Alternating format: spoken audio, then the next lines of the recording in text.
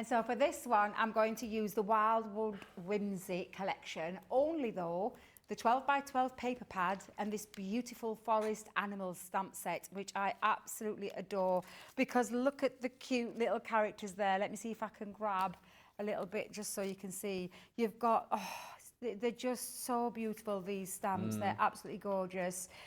From your little foal there with the mum, and then I think it's just a sweet one with all those gorgeous little creatures, and then of course a nice little butterfly as well. Cute. So we're going to be using that stamp set, and we're going to create a lovely name plaque for a bedroom door, this one. So it's just a case of choosing the beautiful papers. Now there's so many stunning papers in here. It was really difficult to decide on the final one that I wanted to use. So I'll just give you a little flick through, and I actually chose not that particular one, but the next one that comes up. There we go. Let's go until I get to that one. Where are you? We'll get to it, but aren't they stunning? They're absolutely stunning. I think there's, in fact, you know what? It's one of those, which one do you use? Because they're all gorgeous. So if I just flick through there, and you'll see coming up towards the end there, you've got some nice little panels to create cards too. But I think I'll go in with, let me go back to the Dormouse one, because I really like that one. Let's see, there we go. There, look at that. It's just absolutely gorgeous. So I'm going to take that out. Now these are double-sided sheets. I am going to use some mount board for this to create a really nice, strong, sturdy background. But I'm just going to cut down this size because I want it to be about 5.5, because this one is where you're going to be able to cut with your guillotine. Yep. I'm going to chop that down. Now, I think this was the biggest piece of mount board that we have. Yep. But just give that a nice clean cut, and it cuts that perfectly. Because I've cut that down to 5.5, I'm just going to trim down my 12 by 12 pad to 5.5 as well, because I want that to fit over the top. And I also want it to be on the back to create a nice little clean finish to my plaque and trap the ribbon in there so that the ribbon's not covered. So I'm just going to use all of that. And then I am going to just stick that on. So if I just move that out of the way for a second. Now it's slightly smaller, the plaque is slightly smaller than the 12 by 12, so we're just going to trim a little bit. For now, I'm just going to cover that piece with all-purpose glue. Okay. And then we'll trim down the bit that is hanging over, because what I want to try and do is keep that picture of those animals intact in the on the plaque. Yeah. Because we don't do a 12 by 12 mount board, but it's the biggest size we do.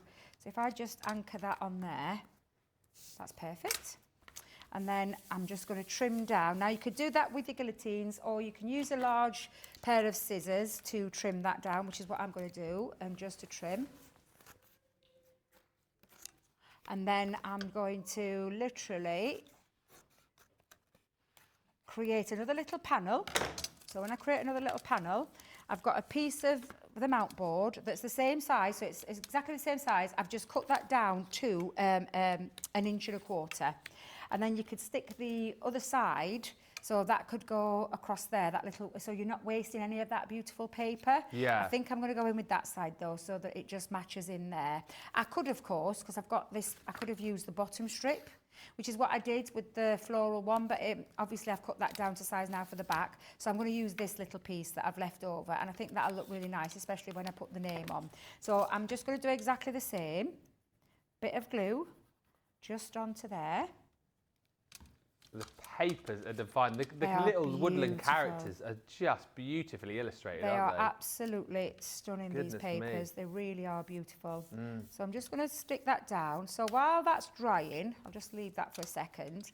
We're going to bring in the stamp set. Now, I've stamped the images with onto alcohol marker card. And I've used, because I am going to be colouring this in with some alcohol markers, I've used one of our Finesse Spectrum Noir alcohol-proof dye inks, which is perfect for your mediums. And I've chosen some various colours. I've got like a pink and some browns, because obviously, I mean, they're so super cute, aren't they? They're absolutely gorgeous. Divine, really, really beautiful. So let's go in, and we'll start with this one. Now, I'm going to use a bit of scrap paper underneath. Whenever you're colouring with an alcohol pen, pen, just make sure you've got something to soak up. I'll pop that onto a bit of black so you can see there. And I'm going to start with the lightest of the colours. This is the tan blend for this one. So literally taking our colouring mediums across the top. And you can work in small areas if you're not confident in colouring, but I always say it's better to work in smaller areas. So I'm going to pop down now the dark blend over the top, where you would get some natural shadow around the neck and around the jawline. Yeah. Across the nose, and then a little bit up the ears as well. And then we'll move to the medium blend, just over the top. And then I'm just going to go back in with the light again. And that's how you would continue to create that. You can always go back in and add a little bit more to define those shadows. But you can start to see that coming together. Yeah. And then, of course, you're going to just colour the rest in there. So when we do all of this, if you use your brush pens as well, you'll get a nice lay down of colour quicker. So you can use your brush pens as well. Yeah. But I'm just going to colour this image in because I have got one at the side of me that we can use finished. Okay. But just to show you how easy it is to colour these beautiful images in. It's absolutely stunning, this collection. Another one, I think it's going to be another firm favourite with us crafters. So again, just coming down with the dark. Definitely underneath the leg. We're going to come under the belly as well, round the bottom part of the leg on the back leg, coming down there, and then a little bit over the back. And then we're going to come in again with the mid. Beautiful. And then once you've done that, yeah, let's come down a little bit. We'll go back in with the light colour. And then let that dry naturally, the alcohol that's in there, let that dry naturally so that you get that lovely blend. While it's wet, you can go back in and add more. So if you want to add a little bit more dimension, you absolutely can. So you can define those shadows a little bit more whilst it's still wet. So you've just used the light and the dark here, haven't you, as opposed to the middle as well? So I've used the middle. I have used the middle as well, yeah. So gone back in with the middle. Oh, okay. So you can add that middle too. So it's dark, it's the light, it's the dark, it's then the middle, then it's back over the light. And whilst you want to build up that extra bit of dimension, you can start to see that coming together, can't you? Now I've already done some in some colours. I'm just going to bring these in to show you. And I'll show you the colours that I've used. So I've actually done a little swatch here where I've used red-brown blend for the foal. I've used the pale pink for the ears. I've used gold-brown blend for the mummy. And this one was the tan blend, but I did use the shades on that as well, so it's a little bit more definition. So it was the blend and the shades mingled together. And then you're just going to trim those out. So you're going to get your scissors, because there is no dies with this, but you can trim out those pieces. So if I just go around,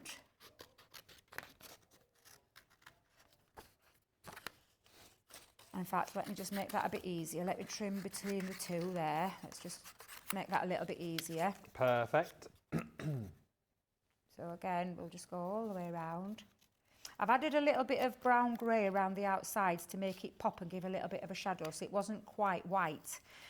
When you cut round, if you like that white image around the outside, you can absolutely do that, but I like a little bit of warmth to it, so I've added I think it was the brown, I think is it ice? It wasn't ice grey, this one, it was a different one.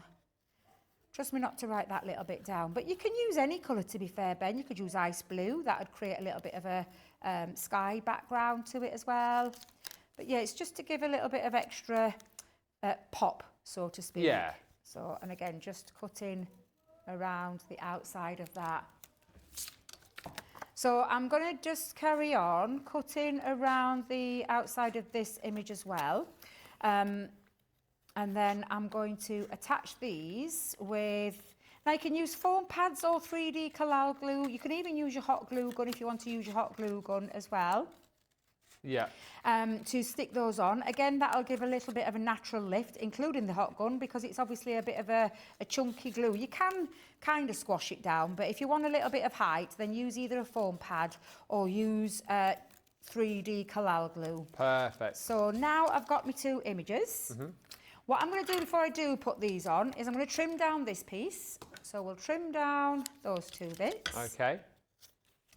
I'm going to attach some ribbon onto the back. So I've got a little bit of ribbon here. Let me just separate that ribbon. Let's cut that off. So I'm just going to attach a little bit of ribbon onto the back. So I'm going to use my glue gun. I've got my glue gun. So I'm just going to pop a little blob of glue down onto there. And I'm going to attach the ribbon. So I'll pop 1 piece and then 2 just there. Very cute. And then I'm going to attach that now over the top. So it traps the ribbon in and it keeps it nice and, what's the word I'm looking for? Sort of hides the workings, doesn't it? Hides the workings, yes. Yeah, and it just looks really nice. Now I'm just going to make sure I've got glue all over because I haven't cut this piece down to size. So we'll trim it again in a second once I've placed it on. But that just hides all of that. And of course I'm using a wet glue so it gives me manoeuvrability. But all I'm going to do now is trim off the edge, like so. And because it's mount board as well, it's already kind of like nice and stiff and rigid. So the glue will add an extra layer. Yeah. But it'll also, and so all I'm going to do now is pop. And again, I'm just going to pop some blobs of glue just going across. All right, we're going to pop that. And you can either run it across the top or bring it down a little bit. I'm going to just run it across the top because I don't want to lose too much of the bunny ears there or that image. So I'm going to just take it across the top. And then we're going to grab our little pieces here. So what have I done with the other one? Oh, I've left it over there. We're going to add, and I'm going to use hot glue again, but you could use your foam pads. Yeah. I think I'm running out of my glue, so I might have to switch to foam pads, or have I got a glue stick available? That could have been. Yeah. No, not to worry. What I'll just do is I'll just stick that down and I'll add the eye on later. So let's just pop that on. So I'm just going to pop that in the corner. And then I used our alphabet to create. So all we would do then is just place on. And if you ever wonder with placements, you could work from the back to the front. So obviously my little granddaughter is called Sapphire, so this one is for her. Bless and her. Before you stick those down, get your placement right. So these are our Plaque alphabets. They're a multimedia die, so you can cut multiples at a time and attach those onto the plaque. I used, and I will bring in the finished one for you, but I used 3D collal glue on the back of mine. So I've used 3D collal glue to give it some natural height so you can see the height, and then used flat, like a wet glue at the top. So half of it is wet glue, the other half is a 3D collal glue to give that extra depth and dimension. And then when you're finished, you have got a beautiful name plaque, and again all the way around looks absolutely beautiful and professional looking. And that is how to make your name plaque, should I say, using the Wildwood Whimsy collection.